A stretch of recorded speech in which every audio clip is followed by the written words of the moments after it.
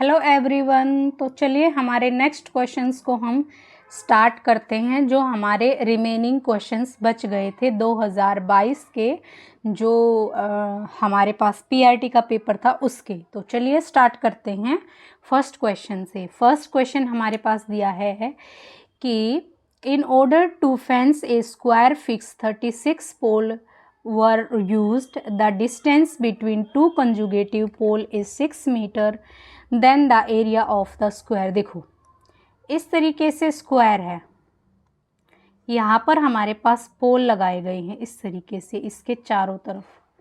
ये total poles कितने लगाए गए हैं? ये टोटल पोल जो हैं हमारे पास 36 है। 36 कितने पोल हैं? 36 पोल हैं। अब हर एक पोल के बीच में, यानी इन दो पोल के बीच में 6 का डिस्टेंस है, इन दो पोल के बीच में 6 का डिस्टेंस है।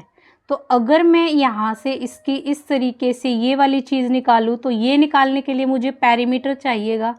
तो पेरीमीटर मेरे पास कितना निकल कर के आएगा? ये निकल कर के आ जाएगा हमारा 6 6 36 और ये हो जाएगा 216। कितना हो जाएगा? 216। अब हमें पता है कि पेरीमीटर जो होता है स्क्वायर का वो 4a होता है। यहाँ से इसको काट लेंगे, ये कितने पर कट जाएगा? 4 पंजे 20 और 4, यानी a की वैल्यू आ गई 54।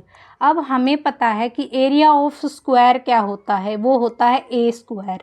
तो 54 इंटू 54 हम करेंगे तो ये 54 इंटू 54 कितना, 54 इंटू 54 की वैल्यू कितनी निकल कर के आ जाएगी?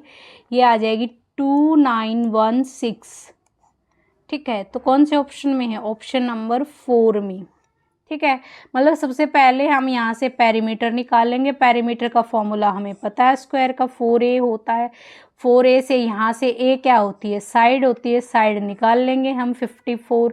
अब हमें पता है कि एरिया जो होता है वो a स्क्वायर होता है, मतलब साइड मल्टीप्लाई साइड होता है।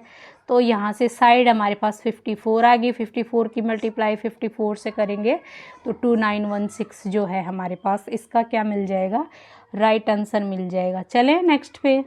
चलिए नेक्स्ट क्वेश्चन हमारे पास यहाँ पर दिया हुआ है। तो इसको सॉल्व करने के लिए सबसे पहले मैं क्या करूँगी, इसको 64 को, देखो यहाँ पे 2 दिया है, 64 को 2 की उसमें कर लेंगे। यहाँ पर अगर हम करते हैं तो ये कितने पे चला जाएगा मेरे पास? 64 फैक्टर कर लेंगे। देखो 64 के 2 के उसमें करेंगे तो 2 3, ये फिर 2 1 6, ये हो जाएगा 2 8 जा, 2 4 जा, 2 2 जा 2, क्या कितने बन गए? 1 2 3 4 5 6, यानी 64 को मैं क्या लिख सकती हूँ? 64 को मैं लिख सकती हूँ 2 की पावर 6, और यहाँ पर हमारे पास है रूट 2 की पावर n इक्वल टू। अब यहाँ पर रूट है तो मैं दोनों तरफ स्क्वायरिंग करूँगी। अगर हम स्क्वायरिंग करते हैं दोनों साइड तो स्क्वायरिंग करने पर मुझे क्या मिलेगा? देखो स्क्वायरिंग करने पर इसका तो रूट यहाँ से गायब हो जाएगा, तो ये तो हो जाएगा 2 की पावर n। इसकी स्क्वायरिंग करेंगे तो ये 6 और 6 की पावर क्या हो जाएगी? 2। अब हमें पता है a की पावर m और उसकी पावर n करते हैं तो इसको हम लिखते हैं a की पावर m n, मतलब मल्टीप्लाई कर देते हैं इन दोनों पावर की आपस में। तो यहाँ पर हम करेंगे तो ये 2 की पावर इक्वल आ जाएगा हमारे पास 12। अब क्या करेंगे? पावर पावर का कंपैरिजन कर देंगे तो n की वैल्यू यहाँ से क्या निकल करके आ गई? n की वैल्यू यहाँ पर निकल करके आ गई 12। चलिए नेक्स्ट क्वेश्चन पर चलते हैं। नेक्स्ट क्वेश्चन हमारे पास है क्वेश्चन नंबर 73। 73 में क्या है हमारे पास कि यहाँ पर अगर हम देखें तो क्या किया गया है? CERTAN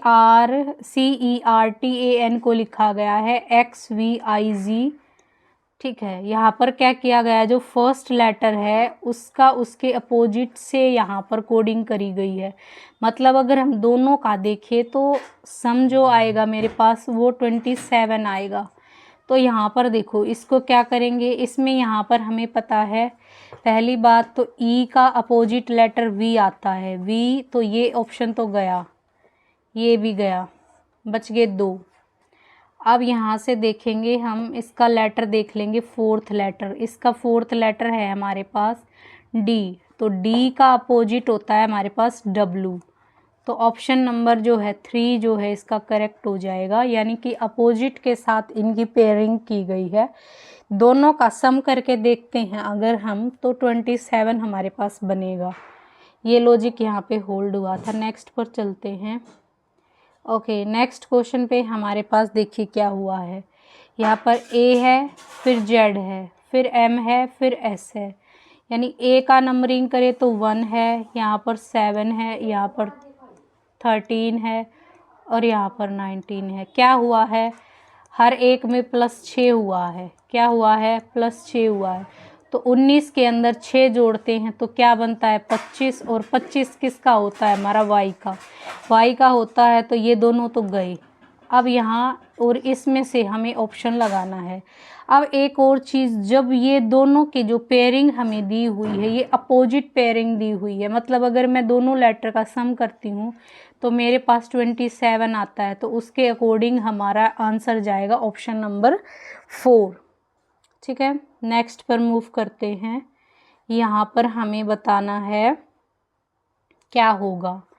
देखिए यहाँ पर हमें 6241 को जो है 9 लिखा गया है, 3732 को 20 लिखा गया है, तो हमें बताना है 43 इसको क्या। देखो यहाँ क्या लॉजिक हुआ है, अगर मैं 6 को 2 से मल्टीप्लाई करती हूँ और अगर मैं यहाँ पर देखें तो 4 में से 1 को माइनस करती हूँ तो कितना आता है, 6 दूनी 12, और यहाँ से कितना बचेगा 3, और 3 तो मेरे पास 9 आता। मतलब पहले 2 लेटर को आपस में मल्टीप्लाई करना, फिर माइनस साइन करना, फिर लास्ट के 2 हमारे पास जो नंबर हैं उनका हमें सब्ट्रैक्शन करना। तो सेम लॉजिक हम इसके अंदर अप्लाई करेंगे। इसमें करेंगे तो देखो 4 × 5 -2 -3, यहाँ पर कितना हो जाएगा 20, और माइनस माइनस का 1, माइनस माइनस जब खोलेंगे प्लस हो जाएगा, तो 20 + 1 कितना हो जाएगा, ये हो जाएगा हमारा 21, और ये हमें ऑप्शन नंबर 3 के अंदर दिया हुआ है। तो राइट आंसर हमारा क्या हो जाएगा, यही हो जाएगा। नेक्स्ट क्वेश्चन पर मूव करते हैं। ओके, ये क्वेश्चन हमारा दिया हुआ है कि पूछा है हमसे, if m is a square number then the next immediate square number is. अगर m एक वर्ग संख्या है तो उसकी अगली तत्काल वर्ग संख्या क्या होगी। तो ये हमारा ऑप्शन नंबर 2 करेक्ट होगा। देखिए अगर मैं मान लेती हूँ कि मैंने मान लिया कि पहली 4 थी, ठीक है, तो 4 को इसके अंदर पुट करते हैं तो 4 + 2, 4 का मैं रूट करूँगी 2 आएगा, इंटू 2 + 1। तो एक बात बताओ, 4 जो है 2 का स्क्वायर होता है, तो 3 का स्क्वायर कितना होता है, 9 होता है। वही तो पूछा है ना, मतलब नेक्स्ट वो क्या मिलेगी। तो इनका हम सम करते हैं तो कितना मिलता है, हमारे पास 9 है। तो राइट आंसर क्या हो जाएगा, ऑप्शन नंबर 2 जो है इसका राइट हो जाएगा। नेक्स्ट पर चलते हैं, क्वेश्चन नंबर 77 यहाँ पर। तो देखो क्या कह रहा है, ए तथा बी भाई हैं। ए और बी क्या हैं, भाई हैं। ए और बी जो हैं दोनों भाई हैं, तो इस तरीके से डिनोट कर लेंगे। फिर सी तथा डी बहनें हैं। ए का पुत्र डी का भाई है। ए का पुत्र तो नीचे बनेगा, किसका भाई है, ये कहा गया है डी का भाई है। डी और सी दोनों आपस में बहनें थी। हमसे संबंध पूछा गया है, बी का संबंध सी से क्या है। तो बी ये है और सी ये है। अगर ये दोनों भाई हैं और ये भाई का बेटा है और ये इसकी बहनें हैं, तो एक बात बताओ, बी क्या लगा इनका, इसका बी तो क्या लगा, इसका चाचा लगा। मतलब ऑप्शन नंबर 2 यानी अंकल। तो यहाँ पर इसका राइट आंसर हो जाएगा 2। नेक्स्ट पर चलते हैं 78 क्वेश्चन। 78 क्वेश्चन की बात करें तो देखो सबसे पहले हमारे पास क्या आता है, अक्षर आता है। तो सबसे पहले तो 2 आएगा, ये तो आएगा नहीं, ये भी नहीं आएगा, ठीक है, 2 ऑप्शन में 2 दिया है।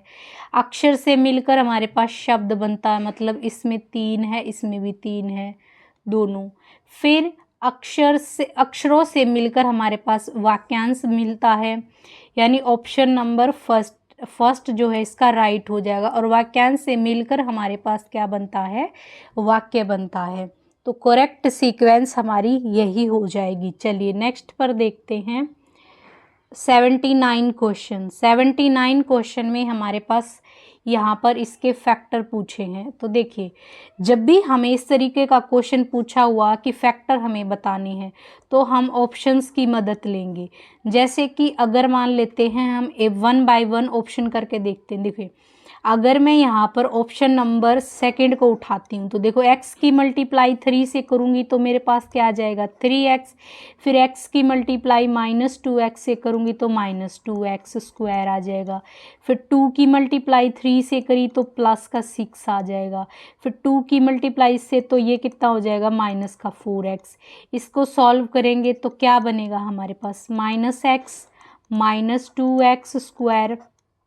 यहाँ पर हमारे पास कितना आया था 6 प्लस का 6, ठीक है। ये हमारे पास क्या आया था प्लस का 6। और हम यहाँ पर देखो क्या हमारे पास 6x स्क्वायर है, 6x है और माइनस का x भी है और माइनस का 2x स्क्वायर भी है। तो यही हमारा क्या हो जाएगा, कौन सा ऑप्शन लिया था हमने, ऑप्शन नंबर सेकंड हमने करके देखा। इस तरीके से हम ऑप्शंस की मदद ले सकते हैं अगर हमें फैक्टर करनी हो। अदरवाइज़ ये क्वाड्रेटिक थी और बहुत छोटी थी। आप इसको मिडिल टर्म स्प्लिट से भी कर सकते थे, जो कि हमें सिखाई जाती हैं 10th क्लास के अंदर, 9th क्लास के अंदर, ठीक है। तो वहाँ से उस तरीके से भी आप इसको सॉल्व कर सकते थे। बाकी जल्दी करना है और करेक्ट मतलब आंसर कि कई को आता नहीं है तो इसीलिए, ठीक है, इसको ऑप्शन की मदद से भी हम कर सकते हैं, ठीक है। तो चलिए नेक्स्ट पर चलते हैं। Question number 80। क्वेश्चन नंबर 80 में क्या कह रहा है, यहाँ पर हमें x की वैल्यू बतानी है। तो देखो, सबसे पहले हम इसको सॉल्व कर लेंगे। इसको सॉल्व करेंगे तो अगर हम इसमें से इसको माइनस करते हैं, ये यहाँ पर एलसीएम लेते हैं 2 4, ये जो होता है ये हमारा किसका हो जाएगा, ये 49 का 49, ये जो है हमारा क्या है 49 का स्क्वायर है, ठीक है। और ये कितने का बन जाएगा, ये हमारा 15 का स्क्वायर बन जाएगा। अब स्क्वायर की वजह से इसके ऊपर जो ये रूट आया है ये गायब हो जाएगा, यहाँ से ये हो जाएगा फिर 1 प्लस में। अब इधर क्या आया है, रूट आया। इसको सॉल्व करेंगे 49 में, अगर ये कितना हो जाएगा 64 डिवाइड ऑफ 49, और इसका हमें क्या दिया हुआ है रूट। अब इस रूट को गायब करने के लिए मैं ऐसे लिखूंगी इसको, ये 8 लिखूंगी मैं इसको और इसको 7 लिखूंगी। इसका मैं स्क्वायर करती हूँ और इसका हमें रूट दिया हुआ है तो ये इससे गायब हो जाएगा। मतलब यहाँ पर हमारे पास 8/7 आया है। अब 8/7 को मैं 1/7 भी लिख सकती हूँ।